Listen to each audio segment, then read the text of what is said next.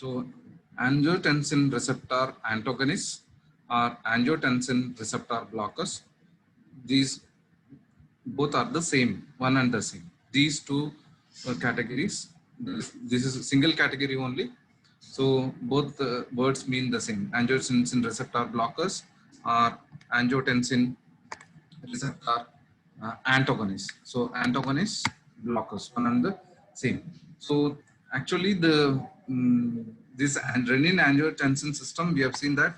So the renin is activating the angiotensinogen, angiotensin, okay, to angiotensin 1, okay, and angiotensin 1 is converted to angiotensin 2, which is responsible for the different types of activities like on the blood vessels, secretion of aldosterone, retention of water, then reabsorption of sodium. So all these things we in the previous class. So we last time we had targeted the ACE enzyme, that is enzyme which is responsible for conversion of angiotensin 1 to angiotensin 2, and we have discussed the categories of drugs which belong to ACE inhibitors, that is captopril, enlopril, lisinopril, benzapril. Okay, these are the ramapril. All these are the examples for ACE inhibitors. Now, see this angiotensin 2, it has to go and act at the receptors to show this activity. So the receptors are distributed all through the body. We will see in the next coming slides what are the distribution of this angiotensin 2 receptors. So when a receptor is present, then this angiotensin 2 will go on bind to that particular receptor, and then the activities which are responsible for hypertension are seen. Now the aim is like to design a to design a drug which selectively blocks the angiotensin receptor. So which selectively blocks the angiotensin receptor such that the angiotensin 2 cannot go and bind with the receptor to have the hypertension activity. Then we have very many drugs in this category, that is angiotensin receptor blockers or angiotensin receptor antagonists. The first example in this category is the losartan. This is one example. Then coming to the next part, that is the next example you have the irbesartan. Then another category, that is candesartan, and few more you have the other categories, that is the valmesartan, telsartan, and so on. So coming to the mechanism of action, as I was telling you, these drugs will bind to the angiotensin receptor, and thereby they will not allow the angiotensin at the receptor level. So basically, angiotensin, again we have two types. The angiotensin 2 receptors exist in two forms, that is AT1 and AT2, that is angiotensin receptor 1 and angiotensin receptor 2, which is called as type 1 and type 2. So main receptor which is responsible for the antihypertensive activity is AT1. So please remember a GPAT question, that is the receptor which is responsible for the angiotensin 2, that is a blocker. That is, we have two receptors of one, the type 1 receptor, or which is otherwise called as AT1, is responsible for the antihypertensive activity. Okay, so and where are these receptors located? These AT1 receptors are located in brain, neuronal, vascular, renal, hepatic, adrenal, myocardial tissues, then mediate the cardiovascular and renal, and as well as the central nervous system. That is, we have told that sympathetic activation. Okay, so these are the uh, important organs in which this AT1 receptor is present. Then coming to the activity, so all currently available angiotensin receptors, ARBs means it is the angiotensin receptor blockers, are 10,000 fold more selective for the AT1 receptor. As I was telling you that we have two types of receptors, AT1 and AT2. So it is the AT1 receptor which is responsible for the reduction in blood pressure. That is, if it is this receptor is blocked, then it shows the antihypertensive activity. So almost all the drugs which are present are having 10,000 fold more affinity towards the AT1 receptor than the AT2 receptor, and they act as a competitive antagonist. So they act as the competitive antagonist at this site. Then in terms of relative affinity for AT1 receptor, the azilsartan, candesartan and olmesartan have the greatest affinity, whereas the irbesartan, then iprosartan have somewhat lower affinity when compared to the before group, and telmisartan, valsartan and losartan have lowest affinity towards the AT1 receptor. Then all ARBs prevent reverse of all of the known effects of antagonistic, that is angiotensin 2, including rapid and slow pressure responses.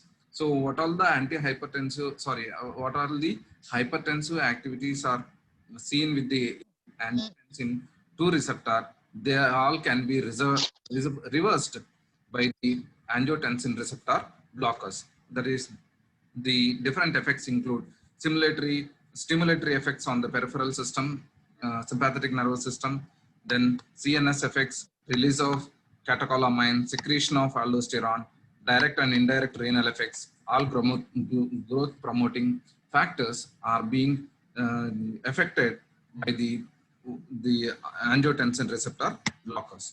Then coming to the structures, so this is the structure of losartan, and this is the structure of valmesartan, then this is the structure of irbesartan and telmisartan. So if you look into the structures closely, you have in most of the cases, you have a biphenyl structure. So this is the biphenyl ring, which is present in almost all the examples that we have seen. And you have the uh, tetrazole in some of the compounds. See, this is the tetrazole moiety. And the other common feature that we have come across is another heterocyclic ring. So in most of the cases, it is that is the nucleus. So here you don't have the imidazole nucleus in valsartan, but you have in irbesartan and telmisartan, you have the imidazole moiety. Okay. Then coming to the other examples, you have candesartan. So you have in this also you have the biphenyl nucleus, then tetrazole and imidazole structure, and olmesartan. So olmesartan also you have the tetrazole and imidazole structure and the biphenyl nucleus. See, except for the valsartan, in all the compounds you have the imidazole nucleus. So imidazole nucleus is not present in valsartan. Remember the GPAT exclusive question, like in which of the following compounds the imidazole nucleus is not present in the angiotensin receptor blockers, then it is the valsartan.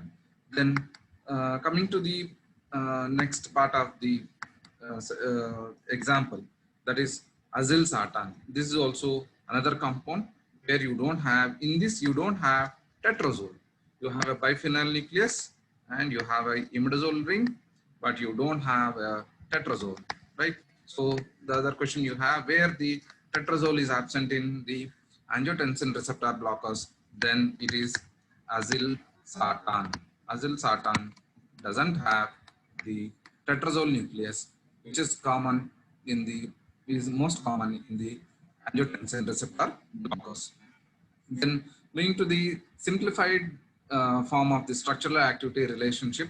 So you have, see, the benzimidazole nucleus is responsible, or it is mimicking the histidine side chain of angiotensin 2 receptor, that is angiotensin 2, and then the X, which is commonly a carboxylic acid group or a ketonic group, which interacts with the receptor by different types of bonds like ionic bond, dipole-dipole interactions, okay, and which interact with the AT1 receptor. Okay, so these X, which is here, carboxylic acid or a ketone, will interact with the receptor, that is AT1 receptor, by forming different types of bonds like ionic dipole-dipole bondings. And then as we have seen that the other part is the acidic group here, essential for activity to mimic the aspartate ASP1, uh, ASP1 carboxylate of angiotensin 2. So these are the simple basic requirements for the structural activity relationship of the angiotensin receptor blocks. Then coming to the detailed SAR, so the basic moiety or the skeleton for angiotensin receptor blockers is the imidazole nucleus and phenyl ring, substituted phenyl ring. Okay, so our benzene ring with substitution at the para position. So in almost all the cases, we have seen that the biphenyl nucleus is commonly seen in most of the cases. So this one of the rings we have written here, and the other rings will be added as a substituent to this basic skeleton of this. Okay. And you can see here that the imidazole nucleus is substituted by 1 to 3 butyl substitution, and then there is also one more R substitution. See, the acidic groups which are present in the angiotensin receptor blockers are commonly, they may have a carboxylic acid group, that is the COOH, which we have written it as A, and a phenyl tetrazole or isostereophyte, that is the B. So this is what we have seen, the tetrazole with the attached to the biphenyl nucleus, and then or a phenyl carboxylate. So this is the phenyl carboxylate without having any tetrazole attached. Okay, and if you closely look into the substitution part, so the carboxylic acid is just directly it is attached to the phenyl ring or the benzene ring. Here in other two classes, that is phenyl tetrazole or isostereophyte or phenyl carboxylate, are having the substitution at the ortho position is very important, because the ortho position is mainly responsible for, that is it is responsible for the metabolism and as well as activity. The other places, that is meta or para substitution, the compounds are inactive in nature. Then this is what we have already discussed. In the tetrazole and carboxylate must be present in the ortho position for the optimal activity. So the tetrazole group is superior in terms of metabolic stability, lipophilicity, and oral bioavailability. So the tetrazole is the one which has got the greater activity in terms of, that is metabolic stability. That is, it is less prone to the metabolism. If your tetrazole nucleus is present, then higher lipophilicity and oral bioavailability. That is, orally, those drugs which have this tetrazole nucleus are orally they can be taken orally. Then the N-butyl group of the model compound provides a hydrophobic binding and most likely mimics the side chain of isoleucine 5 of angiotensin 2. That is what we have told, that there is a the N-butyl group which is present on the imidazole. Okay, so this N-butyl group is able to give the sufficient hydrophobic nature to the compound, and which also mimics the isoleucine 5 of the angiotensin 2. As in with azilsartan, candesartan, telmisartan, and olmesartan, this N-butyl group can be replaced with either an ethyl ether or any of the related compounds like N-propyl group also. So it is not a must condition that you should only have the N-butyl group on the imidazole nucleus. It can be replaced by the ethyl ethers or an N-propyl group can be substituted on it. Then the imidazole ring or an isosteric equivalent is required to mimic the histidine 6 side chain of angiotensin 2. So in most of the cases, the imidazole ring is present, but we also seen some exceptions.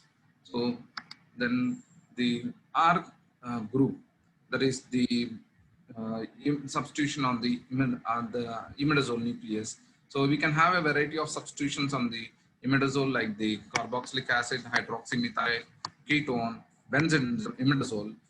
So which are these groups are responsible for forming the ionic bonds or dipole-dipole interactions with the AT1 receptor. So this is the detailed uh, SAR of angiotensin receptor blockers.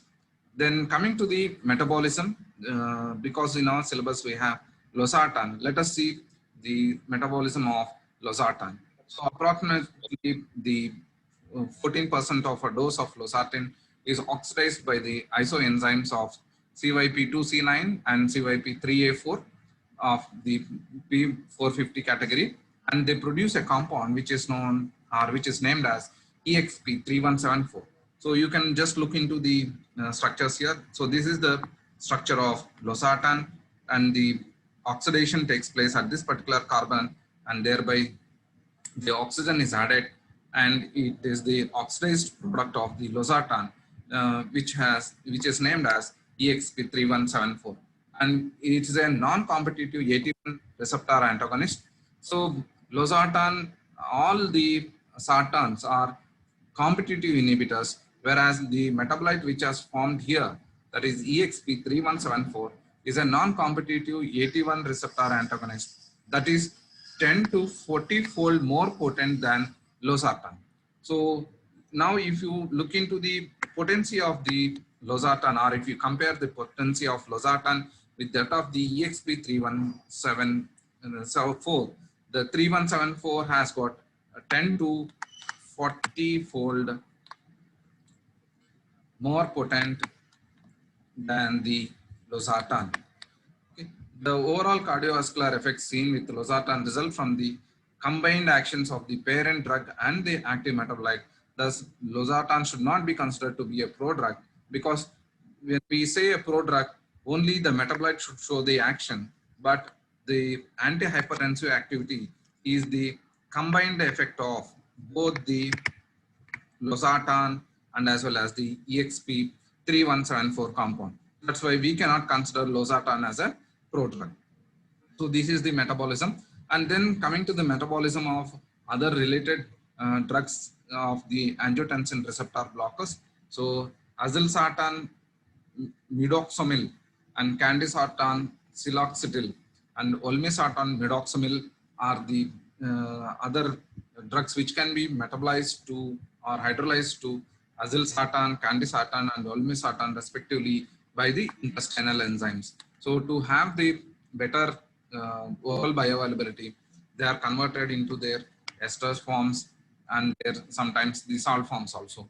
Okay, and these compounds are being hydrolyzed to their respective compounds by the help of the intestinal wall, which have got the esterases. So none of the other compounds are converted to active metabolites except for these things. None of them are having the active metabolites.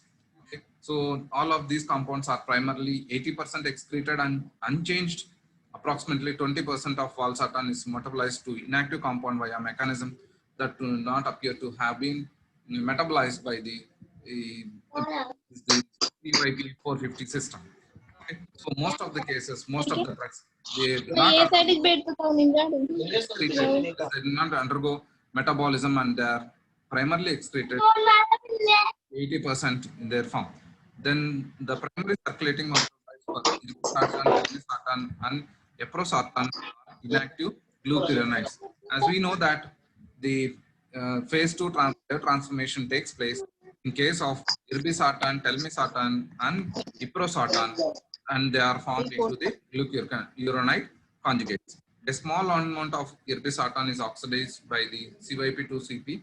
However, irbesartan does not substantially induce or inhibit CYP450 enzymes normally involved in the drug metabolism process. Then azilsartan is primarily metabolized by CYP2C9 to an inactive O-dealkylated metabolite. Then this is uh, the pharmacokinetic properties of the angiotensin receptor blockers. So oral bioavailability. So the highest oral availability is seen in case of the irbesartan, which is 60 to 80%, and next is the azilsartan.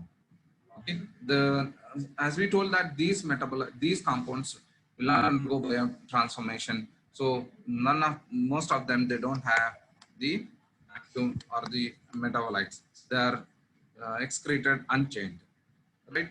Then the losartan, remember losartan has got the active metabolite. This is the only compound which has got the active metabolite. So this is a MCQ question can be asked here. Losartan, the active form, even losartan is also active, and its metabolite EXP3174 is also active. Then coming to the protein binding, the highest protein binding is seen in case of the telmisartan, and next you have the azilsartan. Or overall, we can say that most of the angiotensin receptors blockers have got greater than 90 to 95% or 90 to 99% protein binding activity. And then the onset of action, so losartan within 1 hour and 3 to 4 hours, the active metabolite, and the highest acting, that is you have these things.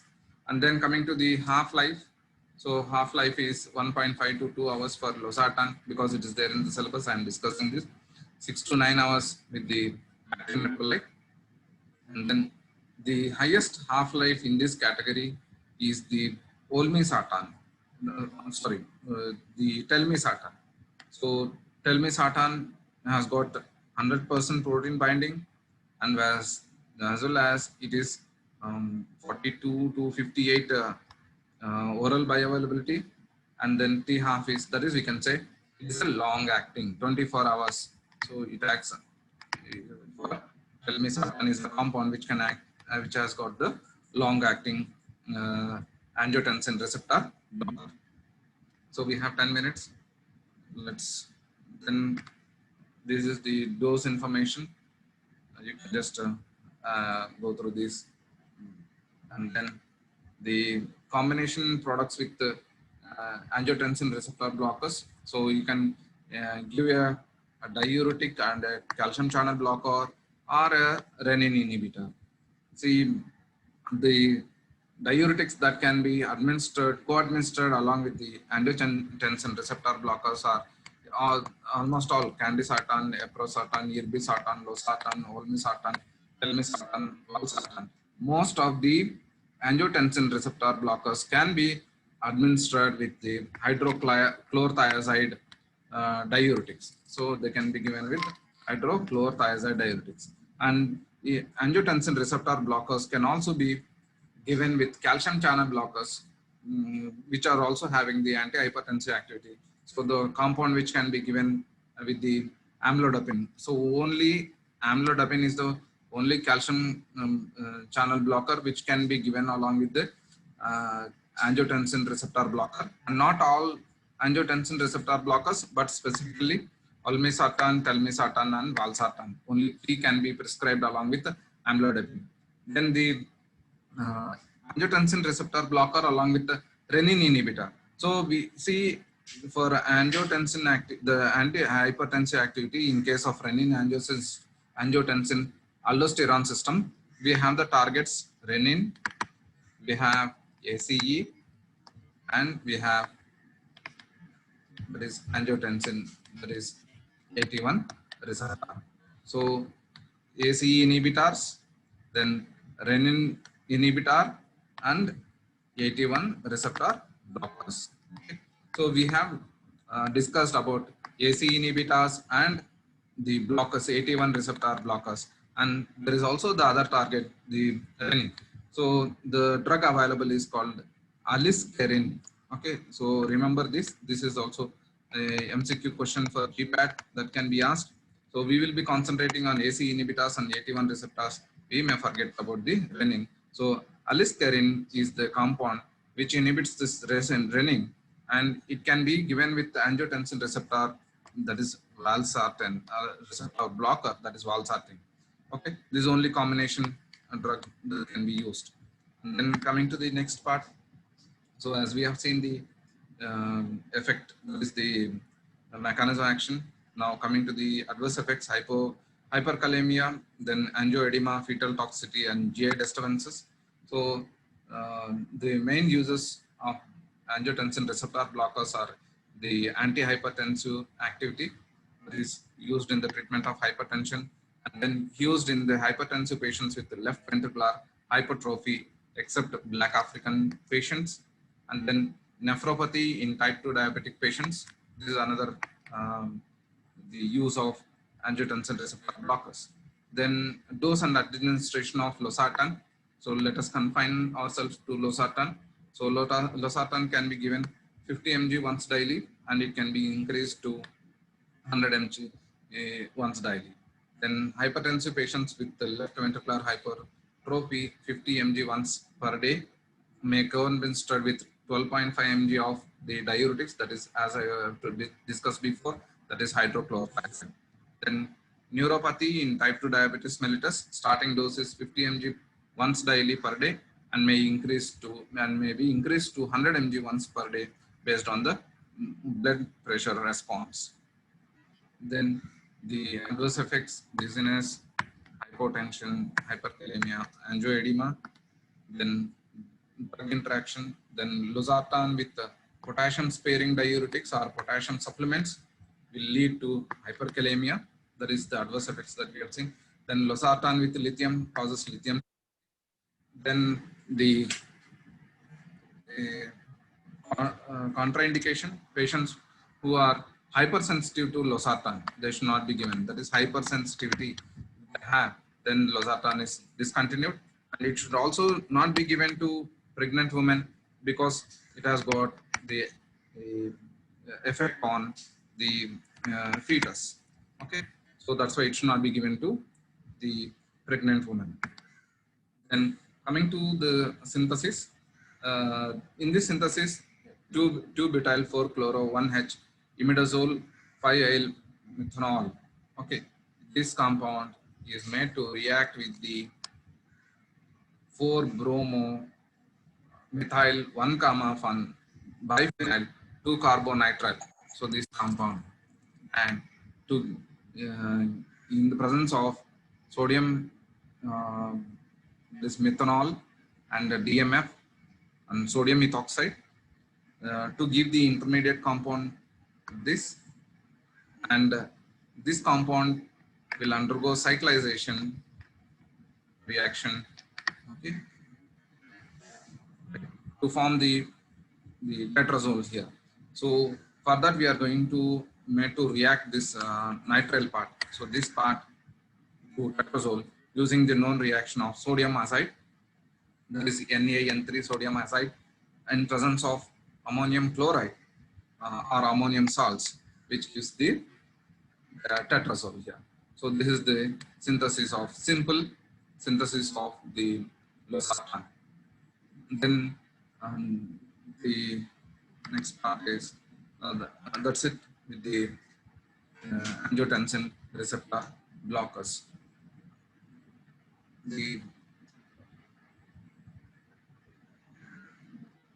So mainly these angiotensin receptor blockers are commonly used as the used as antihypertensives. So this is it.